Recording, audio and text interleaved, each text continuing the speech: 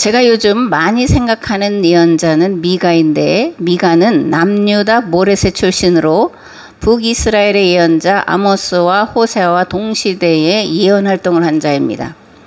근데 놀랍게도 북이스라엘은 아모스가 말씀을 선포한 지 50년, 호세아가 말씀을 선포한 지 30년 만인 BC 721년 아시리아에 멸망했고, 남유다는 미가와 이사야가 말씀을 선포한 지 100년, 그리고 에레미야가 말씀을 선포하기 시작한 지 40년 만인 BC 587년 바벨론에 멸망당했습니다. 예언서들을 보면 특징이 있어요. 무슨 특징이냐면 하나같이 이스라엘과 유다의 죄에 대해서만 심판과 멸망을 선포하는 것이 아니라 주변 나라들의 죄에 대해서, 그리고 그에 대한 심판과 멸망을 선포하고 있다는 거예요. 특히 미가는 이스라엘뿐만이 아니라 주변 나라들뿐만이 아니라 세계 만민들을 향해서 심판의 말씀을 선포하고 있는데, 미가서 1장에 이렇게 기록되어 있습니다. 주목하여라, 세계 만민들은 모두 들어라.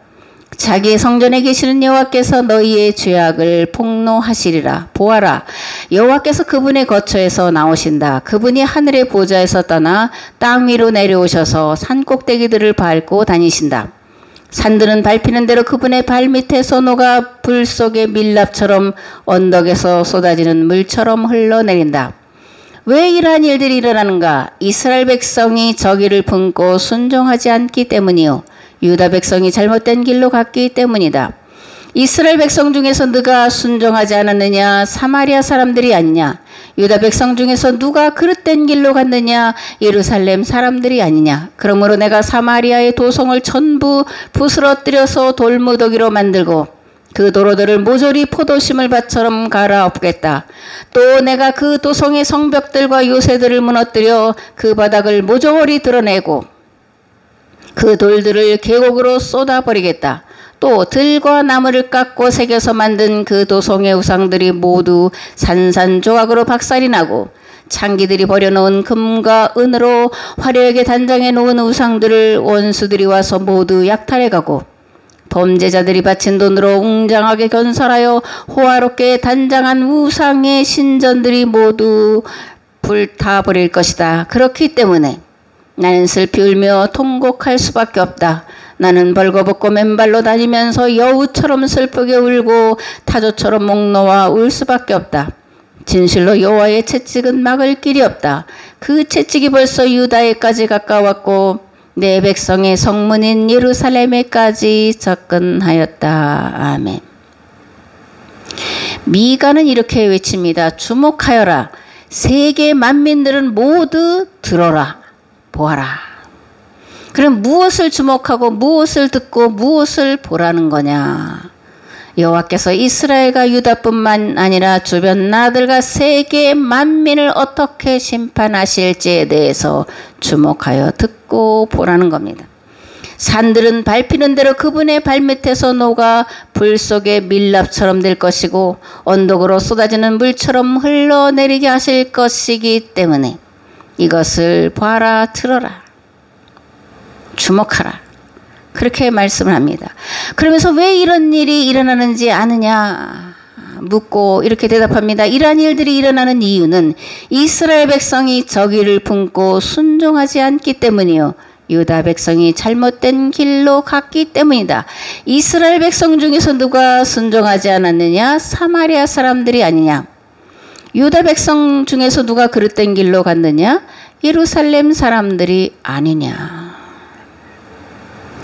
미가는 이스라엘과 유다와 세계 만민들이 죄로 인해 심판받고 멸망에 이르게 된 원인과 이유를 일반 백성들에게 있다라고 말하지 않아요.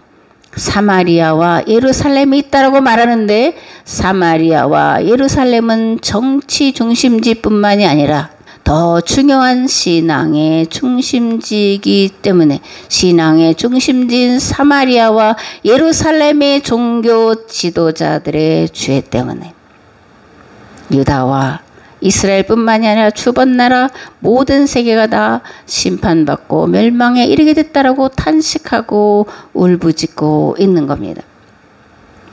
하나님의 말씀을 선포해야 될, 하나님의 말씀대로 본을 보이고 살아가야 될 종교 지도자들이 하나님의 말씀에 불순종하고 도리어 바알과 우상의 길로 갈 뿐 아니라 백성들도 그 길로 가도록 이끌었기 때문에, 그렇기 때문에 멸망이 가까웠다라고 선포하고 있습니다. 그러면 멸망을 선포하고 있는 미가의 속마음은 어떤 마음일까? 그러나 이제라도입니다. 그러나 이제라도 회개하고 여호와 하나님과 맺은 계약법으로 돌이켜라. 그러면 용서하실 것이라고 하는 마음을 품고 심판과 저주와 멸망의 말씀을 선포하고 있다라는 겁니다. 나는 슬피 울며 통곡할 수밖에 없다. 나는 벌거벗고 맨발로 다니면서 여우처럼 슬프게 울고 타조처럼 목 놓아 울 수밖에 없다. 진실로 여호와의 채찍은 막을 길이 없다. 그러므로 나는, 또 돌아가는 거예요. 그러므로 나는 슬피 울며 통곡할 수밖에 없다. 나는 벌거벗고 맨발로 다니면서 여우처럼 슬프게 울고 타조처럼 목 놓아 울 수밖에 없다. 이렇게 함으로 혹시 너희들이 돌이킬 수만 있다면, 이게 미가의 심정이고, 제가 그래서 미가를 요즘에 많이 생각하면서 사실 이 말씀을 읽을 때마다 마음에서 눈물이 나오는 것을 감출 수가 없습니다. 참 신앙인의 삶이란 무엇을 어떻게 하는 것일까? 첫째, 하나님보다 앞서려고 하지 않는 것이요. 둘째, 하나님의 뒤를 따르는 자 되는 것입니다.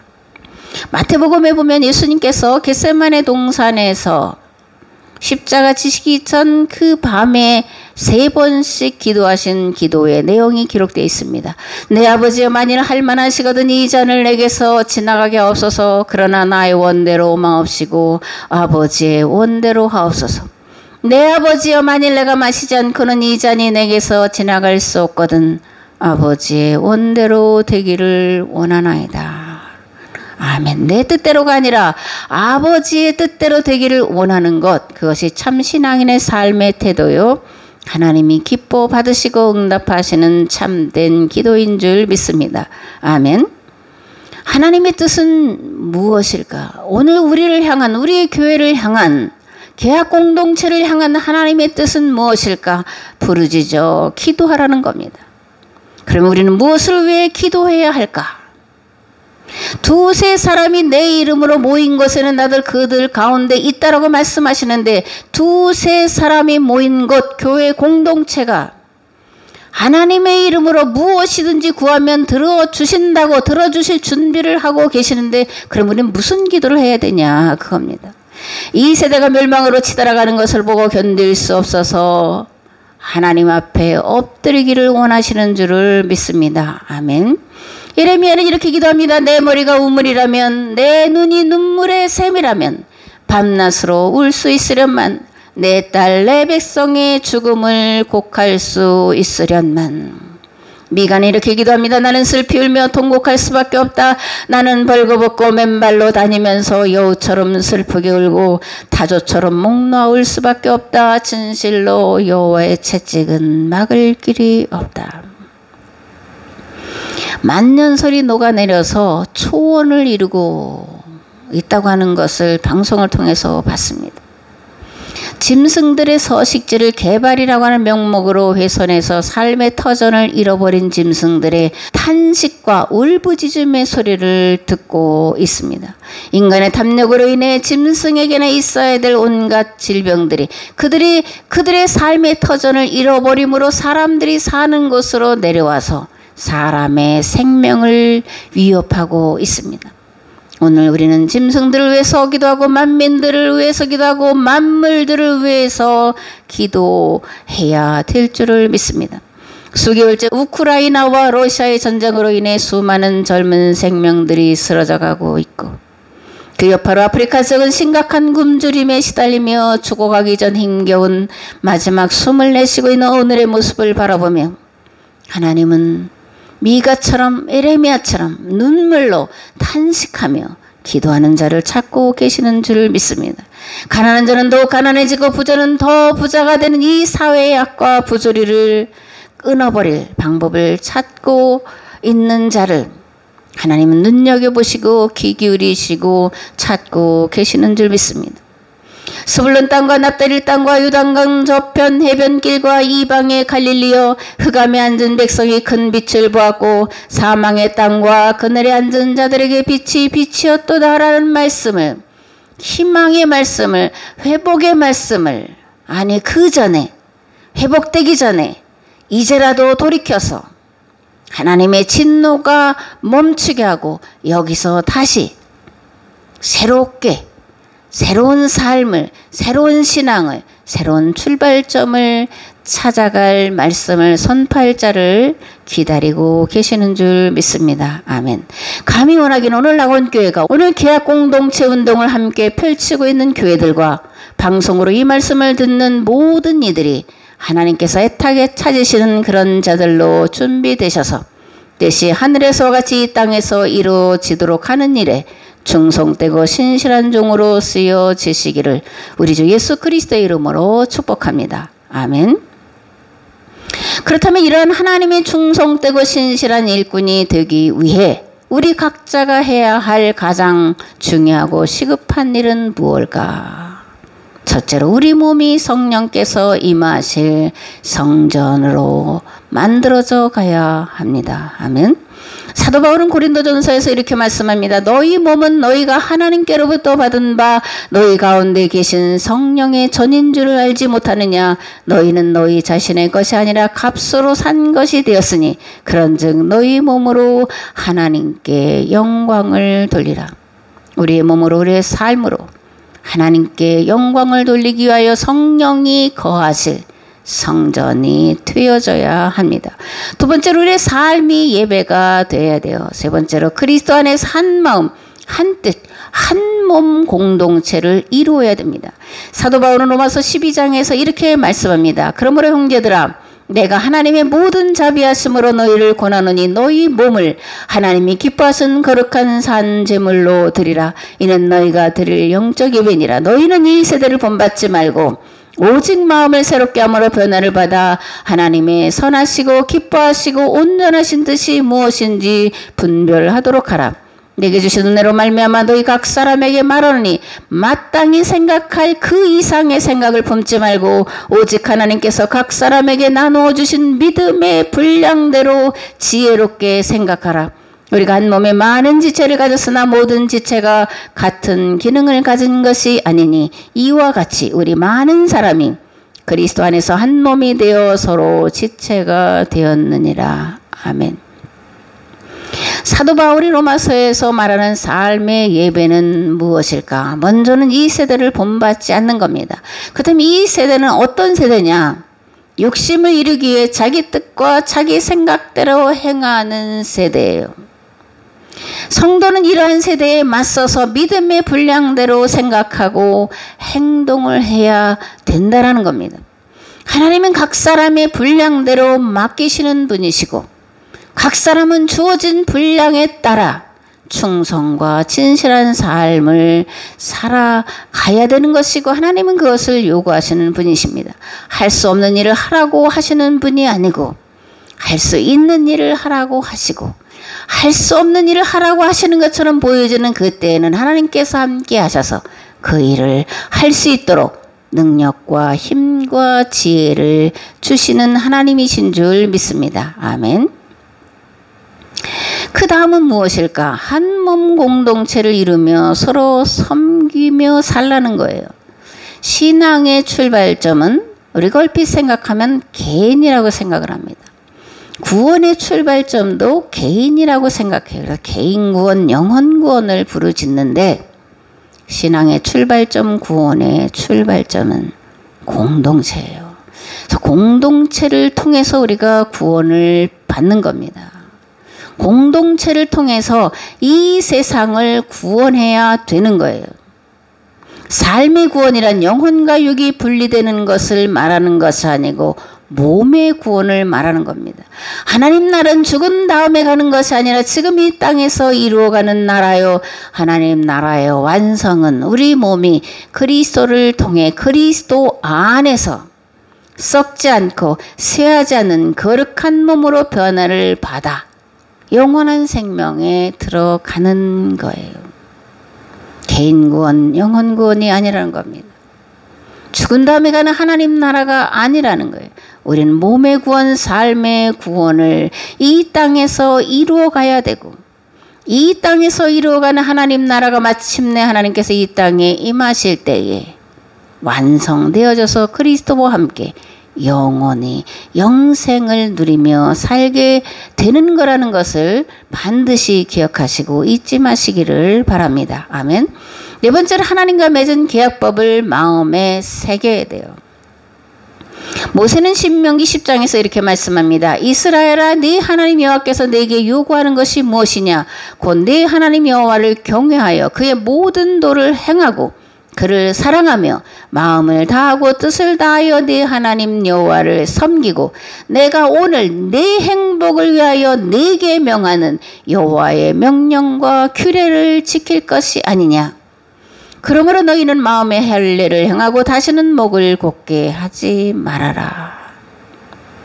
하나님이 요구하시는 것이 뭐냐? 하나님을 경외하고 그 도를 행하고 하나님을 사랑하며 여호와를 섬기고 네 행복을 위해서 내가 네게 명하는 여호와의 명령과 규례를 지키라는 겁니다. 그러면 하나님께서 거룩한 성전이 되게 하시고 그 성전을 통해서 이루실 일을 이루어 가신다라는 겁니다. 아멘. 모세가 신명기에서 하나님을 사랑하는 방법을 제시하고 있는데 무엇일까요? 이건 너무나 잘 아는 말씀입니다. 근데 이제 질문을 이렇게 하면 저게 뭐지? 이렇게 이제 잠깐 고민을 하시게 될 텐데, 모세가 신명기에서 말하는 하나님 사랑 방법, 자녀 사랑 방법, 하나님의 말씀을 자녀들에게 부지런히 가르쳐 지키게 하는 거예요. 이스라엘아, 들으라. 우리 하나님 여호와는 오직 유일한 여호와시니 너는 마음을 다하고 뜻을 다하고 힘을 다하여 네 하나님 여호와를 사랑하라. 오늘 내가 네게 명하는 이 말씀을 너는 마음에 새기고 네 자녀에게 부지런히 가르치며 집에 앉았을 때든지 길을 갈 때든지 누워있을 때든지 일어날 때든지 이 말씀을 강론할 것이며 너는 또 그것을 네 손목에 메어 기호를 삼으며 네 미간에 붙여 표로 삼고 또 내 집 문설주와 바깥문에 기록하일지니라. 아멘. 하나님을 사랑하는 것, 자녀를 사랑하는 것, 그것은 모든 방법을 동원하여 할 수 있는 모든 때와 모든 장소에서 하나님의 말씀을 가르쳐 지키게 하는 거라는 거예요. 하나님의 말씀 모든 때와 모든 장소에 모든 방법을 동원하여 가르쳐 지키게 하는 것이 하나님을 사랑하는 길과 방법이요 자녀를 가장 사랑하는 길과 방법이라는 거예요. 왜냐하면 하나님의 말씀에 모든 만물의 이치와 법과 질서와 조화가 들어있기 때문에 그렇습니다. 하나님의 모든 지혜와 지식이 하나님의 말씀에 들어있어서 그렇다는 거예요. 세상을 다스릴 지혜와 통찰력이 들어있고 머리가 되는 길과 방법, 그리고 세상 모든 사람들을 행복하게 살도록 돕고 이끌 수 있는 하나님의 뜻과 계획과 지혜와 지식과 방법이 들어있기 때문에 자녀들을 부지런히 말씀으로 가르치라는 것이고, 이것이 하나님을 사랑하는 거다라고 모세는 신명기에서 우리에게 끊임없이 가르쳐주고 있습니다. 아멘. 신명기 28장에 이렇게 되어 있습니다. 내가 네 하나님 여호와의 말씀을 삼가듣고 내가 오늘 내게 명령하는 그의 모든 명령을 지켜 행하면 네 하나님 여호와께서 너를 세계 모든 민족 위에 뛰어나게 하실 것이라. 네가 네 하나님 여호와의 말씀을 정정하면 네 모든 복이 내게 임하며 내게 이르리니 성읍에서도 복을 받고 들에서도 복을 받을 것이며 들어와도 복을 받고 나와도 복을 받을 것이니라. 여호와께서 너를 대적하기 위하여 일어난 적군들을 내 앞에서 패하게 하시리라. 여호와께서 명령하사 네 창과 네 손으로 하는 모든 일에 복을 내리시고 네 하나님 여호와께서 내게 주시는 땅에서 내게 복을 주실 것이며 여호와께서 내게 맹세하신 대로 너를 세워 자기의 성민이 되게 하시리니 이는 내가 네 하나님 여호와의 명령을 지켜 그 길로 행할 것임이니라. 땅의 모든 백성이 여호와의 이름이 너를 위하여 불리는 것을 보고 너를 두려워하리라. 땅의 모든 백성이 여호와의 이름이 너를 위하여 불리는 것을 보고 너를 두려워하리라. 여호와께서 너를 위하여 하늘의 아름다운 보고를 여시사 네 땅의 때를 따라 비를 내리시고 네 손으로 하는 모든 일에 복을 주시리니 내가 많은 민족에게 구워줄지라도 너는 꾸지 아니할 것이요 여호와께서 너를 머리가 되고 꼬리가 되지 않게 하시며 위에만 있고 아래에 있지 않게 하시리니 오직 너는 내가 오늘 네게 명령하는 네 하나님 여호와의 명령을 듣고 지켜 행하며 내가 오늘 너에게 명령하는 그 말씀을 떠나 좌로나 우로나 치우치지 아니하고 다른 신을 따라 섬기지 아니하면 이와 같으리라. 아멘.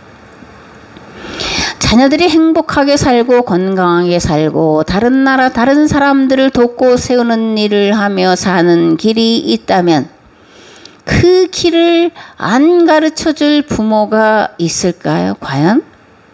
정상적인 부모라면, 자녀를 사랑하는 부모라면 자녀가 잘 되는 길, 모든 세계 위에 뛰어난 자가 돼서 세상을 하나님의 법으로 다스림으로 모든 사람들을 행복하게 살 그 방법을 가르치려고 하지 않겠냐 그거예요. 그런데 실제는 가르치지 않는다라는 겁니다. 우리가 우리 자녀들에게 이런 말씀을 가르치지 않는다라는 거예요. 자녀들이 신앙생활에서 떠나든 말든 개의치 않는다라는 거예요. 위의 것이 아니라 땅의 것만 찾으라고 부지런히 돈 벌어서, 그죠? 그래서 내가 너를 이렇게 희생해서 너를 학원에 보내니까 열심히 공부해서 무슨 수단과 방법을 가리지 않고 네 배만 채우고 너만 잘 되는 그런 삶을 살아라. 그렇게 된다면 예배 안 드려도 된다. 잠깐 쉬어도 된다. 그러다가 아주 말씀에서 예배에서 떠난 것이 오늘날 젊은 세대들이에요. 그러므로 젊은 세대들의 죄가 아니라 나이 든 우리 세대의 죄예요. 앞에서도 말씀드린 것처럼 이스라엘이 유다가 멸망하는 것은 일반 백성들 때문이 아니라는 겁니다. 종교 지도자들 때문에 나라 전체가 다 망한다라는 거예요. 그러므로 말씀을 전하는 자는 이게 얼마나 두려운지 할 수 있으면 정말 말씀을 전하는 자리에서 속히 내려오는 것이 어쩌면 지혜로운지 참 모르겠습니다. 그렇다면 위의 것은 무엇이고 땅의 것은 무엇이냐? 사도 바울이 골로새서 3장에서 아주 잘 우리에게 가르쳐주고 있습니다. 그러므로 땅에 있는 지체를 죽이라. 곧 음란과 부정과 사욕과 악한 정욕과 탐심이니 탐심은 우상숭배니라. 이것들로 말미암아 하나님의 진노가 임하느니라. 곧 분항과 노여움과 악의와 비방과 너희 입에 부끄러운 말이라. 너희가 서로 거짓말을 하지 말라.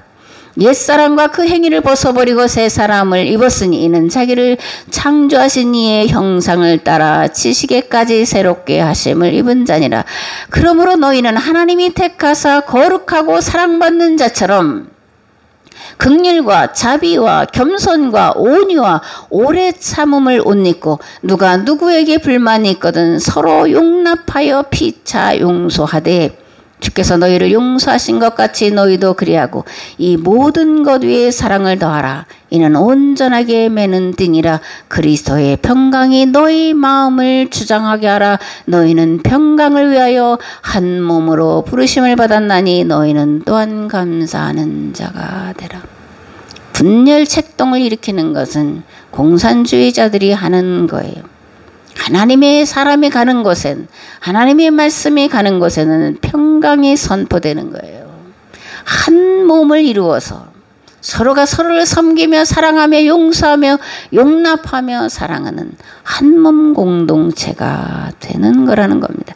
이것이 땅의 것이 아니라 위의 것을 찾는 거다. 사도 바울은 그렇게 말씀을 합니다. 오늘 본문은 민수기 9장 말씀인데 앞에 이제 서론이 길죠, 그죠? 민수기 9장은 앞에는 유월절을 지키라는 말씀이 기록되어 있는데 이건 지난주에 우리가 함께 말씀을 나눴고 그 다음에는 성막을 봉헌하는 말씀이 기록이 되어 있어요. 민수기 9장 15절에서 23절 말씀을 봉독을 하겠습니다.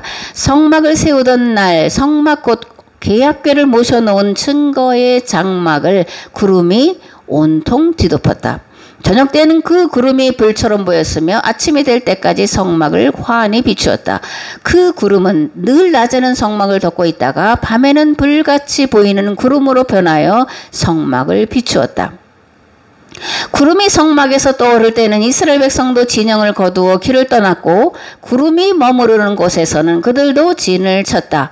이스라엘 백성들이 이렇게 여호와의 인도하심을 따라 진을 치기도 하고 길을 떠나 행진하기도 하였다.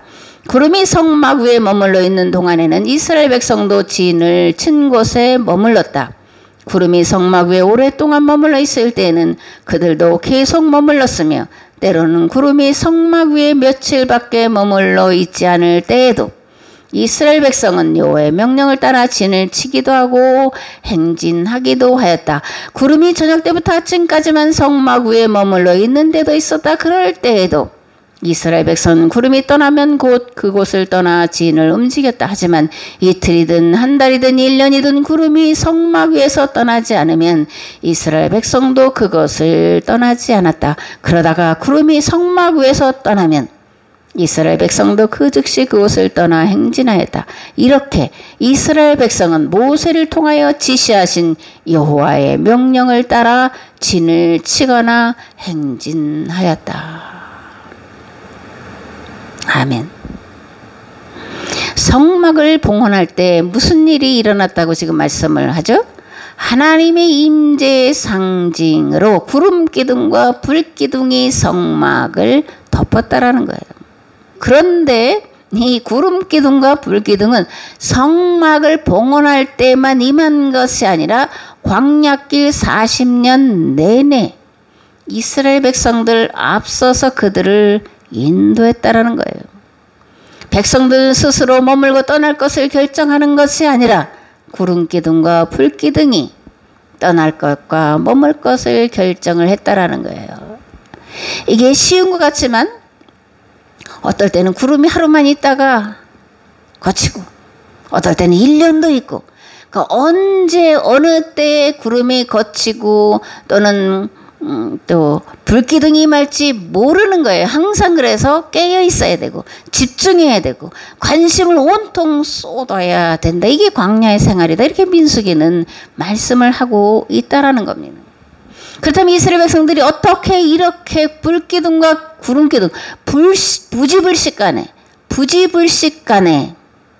구름기둥이 뜨고 또는 불기둥이 뜨는 이런 정말 예측 불가능한 그런 인도를 따라서 광야길 40년을 살아갔을까?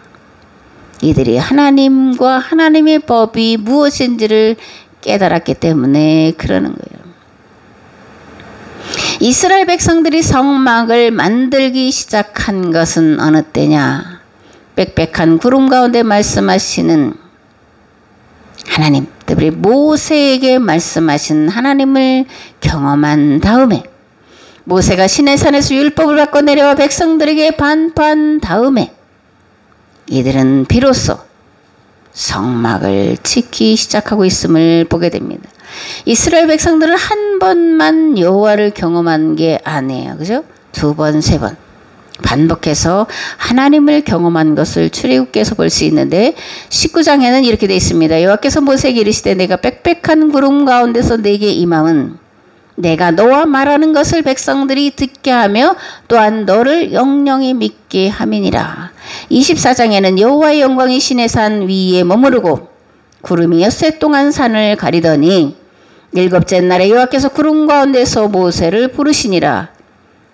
산 위에 여호와의 영광이 이스라엘 자손의 눈에 맹렬한 불같이 보였고 그리고 34장에는 모세가 2번째로 시내산에 올라가서 40일 동안 하나님 앞에 머물러 있다가 말씀을 받고 내려올 때에 내려와 산의 말씀을 반포할 때에 여호와의 영광으로 말미암아 모세의 얼굴을 똑바로 쳐다보지 못했다라고 말씀을 하고 있습니다.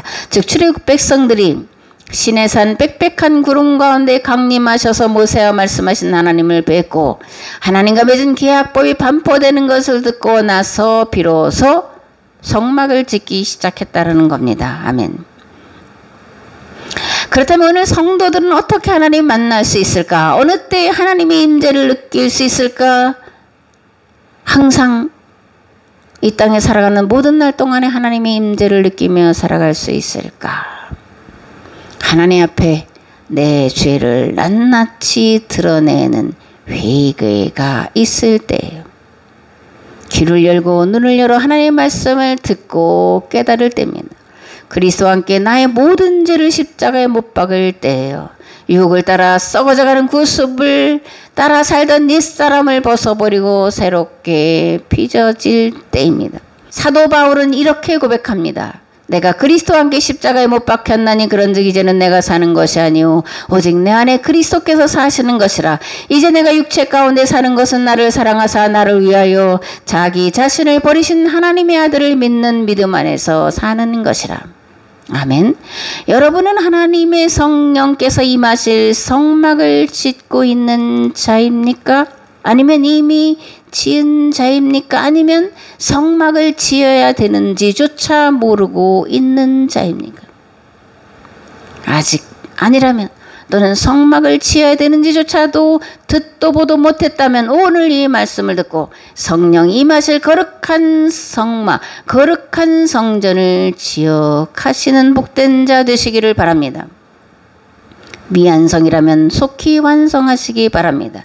그 다음에 그리스도로 옷 입은 새 사람으로 하나님의 뜻이 하늘에서와 같이 이 땅에서 이루어지도록 눈물로 기도하며 그 눈물을 삶으로 살아내시는 자 되시기를 바랍니다.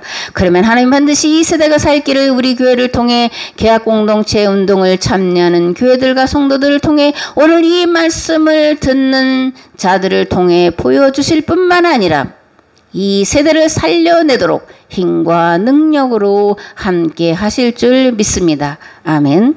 이제는 길과 진리와 생명 되신 예수 그리스도의 은혜와 아버지 하나님의 무한하시고 흑진하신 사랑하심과 성령님의 감화 감동 교통 역사하심이 하나님이 거하실 성전을 짓는 자라는 것을 다시 한번 깨닫고 이제 하나님이 거하실 성전이 되기 위하여 말씀을 듣고 그 말씀대로 살기를 결단하고 들어간 삶의 자리 위에 이 교회 위에 이 나라 이 민족 위에 이제부터 영원토록 함께 하옵시기를 간절히 축원하옵나이다. 아멘.